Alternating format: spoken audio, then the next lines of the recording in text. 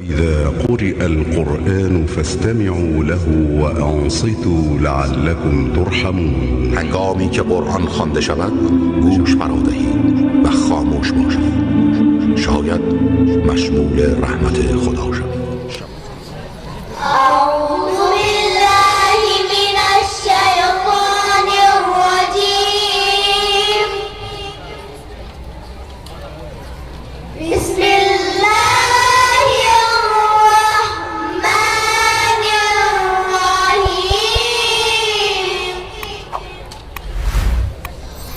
والشمس وضحاها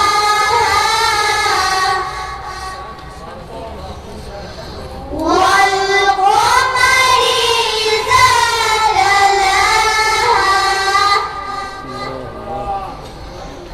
والنهار إذا جلاها